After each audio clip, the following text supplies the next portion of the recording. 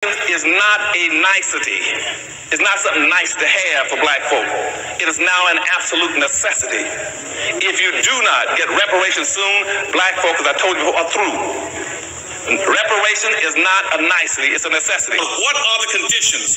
What are the conditions that precipitated black folk getting into this dilemma? And what black labor, white wealth did, it tracked 800 years of history in very systematic terms to show you every strategy, every technique, every law, every public custom, and every public policy that was used to enslave black folk around the world and to maldistribute almost 100% of all this nation's wealth, power, resource, privileges, businesses, and controls of all levels of government into the hands of the dominant white society.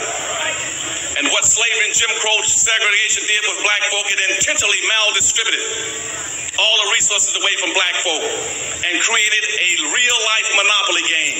Black folk in America are playing in a real-life monopoly game that you're totally ill-prepared to play and win.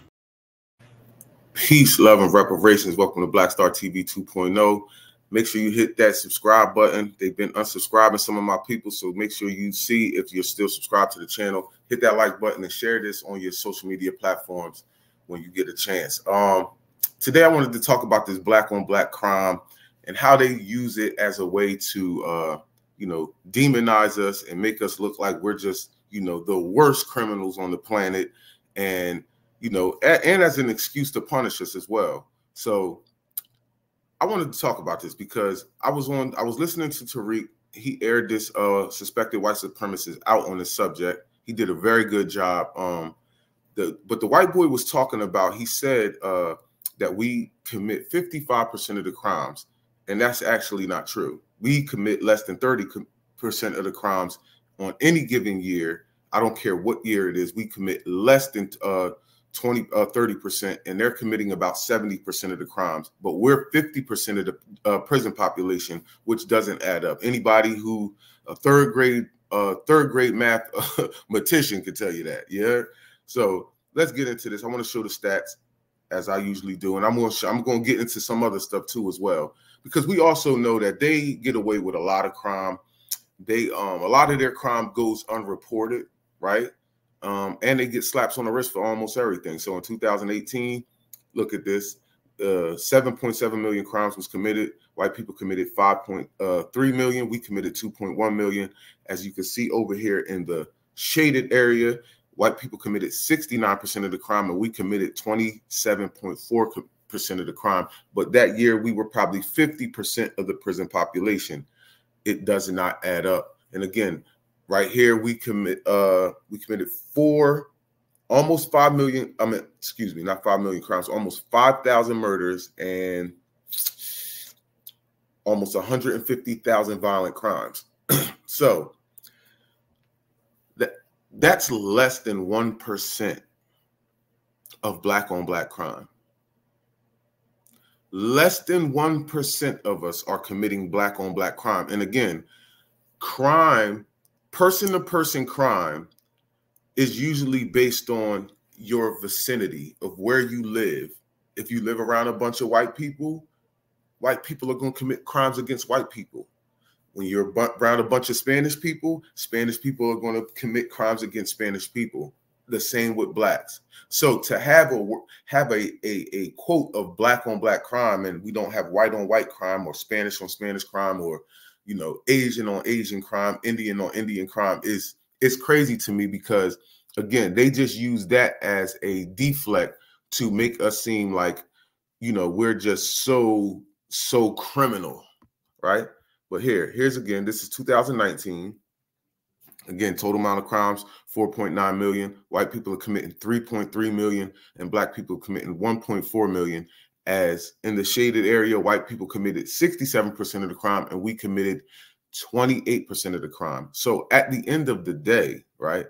The end of the day, we are still committing less than 30% of the crimes, but we are 50% of the prison population. And that just doesn't happen, right? That doesn't add up. And they don't get accused. They don't get held accountable for their crimes. A lot of their crimes go unreported, and also they get slaps on the wrist for the things they do. And I'm going to show you something on that right here, because I had the luxury of being in Oregon prison, not the luxury, but I got set up and I was in Oregon prison. And I'm going to tell you right now that these are why, like, see, they decriminalized all the drugs in Oregon. And I'm going to show you, they get citations for fentanyl, heroin, crack cocaine, powder cocaine. You name the drug, they're getting slaps on the wrist, not even going to jail. Since Oregon decriminalized the possession of small amounts of illicit drugs, this has become a common sight in the state's most populous city of Portland. People on sidewalks, corners, and benches, crouched over torchlighters held up to sheets of tinfoil or meth pipes. This number here? And officers like David Baer issuing drug citations to users. Fentanyl came on the scene at the same time that decriminalization happened. And then we saw an explosion in public drug use downtown. And unfortunately, that brought other issues into downtown, such as, gun violence and other crime. Touted as a revolutionary approach at the time, Oregonians passed Measure 110 in 2020. Its goal was to treat addiction as a public health matter, not a crime. It made it so police could issue $100 citations, along with a card that lists the number for an addiction treatment services hotline. Instead of being arrested, the individual would call in exchange for help dismissing the citation. But state data shows only 4% of people who received citations called the hotline. All summer long, we were right out in the open, and you didn't have to be paranoid anymore. You didn't have to worry about the cops. John Hood is a 61-year-old who uses drugs on Portland streets. Now, and I knew this was coming, they're cracking back down. They're wanting to make it illegal. According to the U.S. Centers for Disease Control and Prevention's most recent annual figures, nationwide, drug overdose deaths rose 0.7% to more than 109,000 Americans in 2023. Compared to the previous year, Oregon's increase over that period was 11%. Facing public pressure amid the surge in overdose deaths, state lawmakers are preparing to vote on recriminalization. Democrats, who are the state house majority, are pushing for a bill to make small-scale drug possession a low-level misdemeanor, punishable by up to 30 days in jail, with the opportunity to seek treatment instead of facing charges. State Senate Majority Leader Kate Lieber. It became very, very obvious that what was happening on the streets of Portland and what was happening on Main Street, Oregon, was unacceptable. And we could not wait any longer. See, what's unacceptable to them is this right here. See how it says it's common sight on the streets of downtown Portland, true. People in the front of the stores, trendy restaurants and hotels, on the sidewalk, corners and benches, crouched over, lighter torches held to their up to their sheets in tinfoil meth pipes. And that's what they mad at. They're mad at the fact that it's just straight up out in the open. You got tent city in front of you, got tents all in front of people's businesses and on the sidewalks and stuff like that. Yo, that's what they were mad at. Not the fact that the overdose kill. Don't ever believe any of that. These people are full of crap. But let me finish. To wait for the system to catch up, we needed to do something immediately. The proposed bill also carries harsher sentences for drug dealers, wider access to medication for opioid addiction, and expanded recovery and housing services along with drug prevention programs. But Republican lawmakers say the bill doesn't go far enough. Their proposal includes up to a year in jail for drug possession, with the option for treatment and probation instead of jail time. Tara Hurst, whose Oregon Health Justice Recovery Alliance focused on Measure 110's implementation, does not believe the proposed change will be effective. It's not actually going to save lives or help people get into services, or really other than it's going to create barriers to housing and employment, which is what criminal records do. See, and this is really what that's what I'm saying. See, they like to talk of that black on black crime and us being, we're committing 50% of that. Yeah, that's because y'all don't do anything about your people. See, you have the war on drugs for us, and then you decriminalize the stuff for your people, right? Washington, also in Washington too. Washington state lawmakers passed drug possession in special sessions. So this is what you guys do. You guys sit here and you decriminalize all the laws, all the drug laws for you, right? This is why the stats is always going to look all crazy for us. Then on top of that, even when you talk about, oh, you guys kill each other, man, y'all do the more killing than anybody. And again, it gets normalized. Like Tariq said, it definitely gets normalized. Now watch this. Because y'all run the hospitals. Y'all killing people like a mug. When it comes to that jab that people were taking, right? Yeah, that was you. That was you doing that and pushing that on people, and now all these adverse effects were happening to people. That's you. See, you don't criminalize that. The people that was running around pushing all that, they not going to jail. Shout out to Rizza Islam and Dr. Christina Parker. You feel me? Y'all don't not jail them, but I'm saying they've been exposing that, and the people who've been, was allowing that to go down. But you see what I mean? They don't talk about none of that part. You feel me? As you use your institutions like that, like the child services, right? See, that it's a whole criminal ring within that. There's a whole sexual criminal ring going on within that. Nobody goes to jail. Who's running all this stuff? You see what I'm saying? But then you want to talk about what's going on in Chicago in the back blocks, a couple of blocks in Chicago, a couple of blocks in Philadelphia or Baltimore. See, you want to talk about that, but you don't want to talk about the stuff that your people are doing on a large scale. Where are all that fentanyl coming from? Where are all these opioids coming from? Where are who's making the guns? How are all these convicted felons getting possession of guns in these cities? You see what I'm saying? We don't want to talk about that. Look how them cops was dressed down there in Portland. See, y'all love to fund the police with billions of dollars, but you don't never fund the poverty, because poverty breeds crime, right? It's a simple solution here. Fund the poverty then. See, they never talk about what's the answer or the solution to Chicago, Baltimore, Philadelphia, or whatever city you want to name where you're quote unquote all this black on black crime is happening at. See, they're not talking about the conditions that you have the people in and how you're depriving them of resources, right? You sit here, you heard what she said at the end.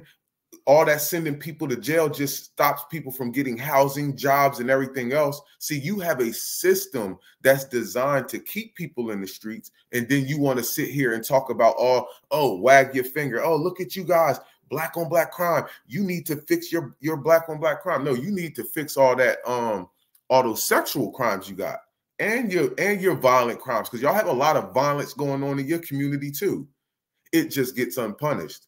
A lot of white people sit there. Yeah, I used to see them homeless people beating the hell out of each other all the time. They not going to jail for that. You see what I'm saying? Or your statistic, you would be looking at them statistics totally different. Totally different. You sit here and over police us. You stay in our communities, even in Portland, where in Oregon, where you have probably about 1% to 2% black people, they still are over populated in the jail. It's a fact. I done read articles on it, all type of stuff. Come on, man. You sit here and over police us, and you do that to us on purpose. This is where you get these stupid stats from. And this is why we need reparations, because reparations can fix that. Because again, if poverty breeds crime, we need reparations. And also getting into the reparations thing, let me talk about this too as well. Because again, we love the people who like to say, man, I didn't do anything to black people. You weren't a slave. You notice they love talking about that, but they never say that, bring that up to the Native Americans. And that was another thing that I was privy to, going to Alaska and coming to Oregon, right? Where I seen Native Americans who were younger than me, right? My birthday's tomorrow too as well. Shout out, hit the Cash App for my birthday too, please, family. No, but yeah, so being in Alaska, the first time, because again, I was in the streets. I never knew that they was getting checks like that. I just didn't know, right? So as I go down, I'm like, hold on, hell on, how y'all getting checks every quarter? The ones in Alaska was getting it every quarter, so every 3 months. So I'm every 3 or 4 months. So I remember my boss, I was working at the grocery store, and he said, yeah, they ain't gonna be coming to work tomorrow. They getting them checks. They ain't gonna be showing up for a couple of days. So we're gonna have to do XYZ a little. I'm like, checks for what? And he was like, oh, they get checks for the for their tribes or whatever, for the oil or some shit. And I was like, what? So my friend Mosik, who's native, right? I used to work with him, and you know what I mean? I went to his crib. I'm like, yo, because I used to go over there to smoke. I'm like, yo, what's these checks about? He's like, oh yeah, woo, woo. So he running it down to me. I'm like, how much y'all checks be? If you don't mind me asking. He's like, oh, sometimes they be 15,000, 13,000, or you know what I mean? The most we got was like 23,000. And he's like, yeah, all of us get it. I was like, even your kids? He was like, yeah. I'm like, yo, I was like flabbergasted. Like, yo, he got a daughter that's 4. He had a son that was like, I think he was like 10 or something. Then he had a little baby. I'm like, yo, she get a check too? And you know he was spending it like a mug. And I don't want to hear nobody talk about us wasting bread, because that boy had 2 snowmobiles and he bought another one, and he didn't need it. He didn't own the house. He was living in the little apartment thing really for free. Right. And I'm like, yo, these niggas getting checks. Then we left Alaska and we came to Oregon. And in Oregon, it was the same thing. I'm like, yo, hold on. How the hell is these niggas getting these checks? Everybody getting checks. That's native. I even seen the niggas in prison getting checks every month. They going home with thousands of dollars, nigga. And I remember the one day the kid, he was like, man, I'm kind of glad I was locked up for a little bit, because he's like, I would have never saved this much money, because he couldn't spend all his checks. So they was just racking up. This nigga went home with like damn near 40,000. Dead ass. I'm like, yo. But you see, our federal dollars go to give these people checks who didn't run through them Trail of Tears. We didn't take them off of reservations, but our federal tax dollars is going to that. And you notice white people never complain about that until you bring it up. But see, you'll complain if we bring up reparations. The first thing come out your mouth is, you wasn't a slave. You wasn't a slave. My people didn't slave nobody. I didn't slave nobody, and neither did my people. Guess what? The federal government did, and they allowed it. Yep, the federal government allowed it. That with laws like the Virginia runaway laws, the act of 1776. You see what I'm saying? The government was complicit in slavery. So again, that's why they was complicit in taking those native stuff, right? That's why we have to pay it back. All our federal tax dollars, not all of it, but you know, when you get taxed on that check and you got the federal takeout, yeah, it's going to them. It's going to a Native American that's like 2 months old, 2 years old, 12 years old, 20 years old. Yes, absolutely. So we don't want to hear none of that whole, you wasn't a slave, you wasn't this, and you wasn't that. I don't care. Take that up with the federal government. Because at the end of the day, they owe. And they're going to get it however they got to get it. And it's going to be through your tax dollars, fam. The same way it's coming through our tax dollars, and the Native Americans slaved us. So we don't want to hear none of that BS. We ain't trying to hear none of that. And again, it will also help us with black on black crime. It's gonna get funneled right back into the economy, because a lot of these Mexicans and all these Hispanic people, they sit here and get all this money and get all these resources, and they send it back home. Yep. I was just talking to a girl not too long ago, was talking about how her peoples used to be sending money. Her dad was working. I'm like, man, everybody work hard. Who don't work hard? Y'all always talk about that work hard shit. Who don't work hard? Who out here ain't working hard, nigga? For real. Plus, I see a lot of y'all at these jobs, nigga. You gotta, yo, man, what's up? I've been sitting here for 10 minutes. Is somebody gonna take my order, nigga? Shit. Talk about y'all work hard. Y'all be sitting in there on your phones. Listen, man, I done seen it all, nigga. When you black and you at a job, you can't do nothing. You can't sit around for 1 second not doing nothing before they be like, hey, man, can you pick that up? Can you grab that? Can you grab the trash? Can you do this? Like, yo, nigga, what are you talking about? God damn, ain't nothing going on, nigga. The machine broke down. Everybody standing around. But when you stand around, oh, hell no, nigga, you better grab a broom. They're going to ask you to grab a broom, grab this, and do that. While everybody else sitting there, Spanish girl and Spanish dude sitting there on their phone doing X, Y, Z, man, knock it off. Always talk about somebody lazy.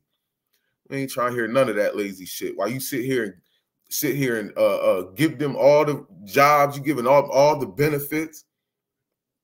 See, and that's what we got to stop, man. We got to stop allowing that shit. We allowing them to do that. We got to put a foot down to be like, yo, man, listen, we don't get no resources. You ain't getting no vote over here. And that's an absolute fact.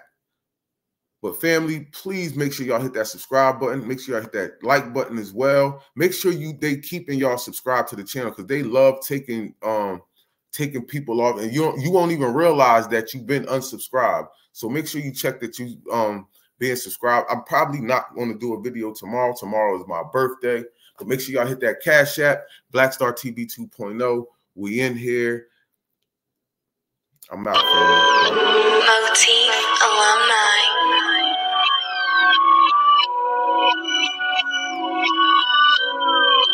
I feel like pocking this bitch. This ain't no shiny shit. So my ambitions to ride just like it's 96. Except I ain't aiming at no niggas. That shit is dead. If Willie Lynch is a myth, I still know what it said. So we don't fall for them tricks. It's off with your head. I got two Rottweilers by my bed. I feed them lead.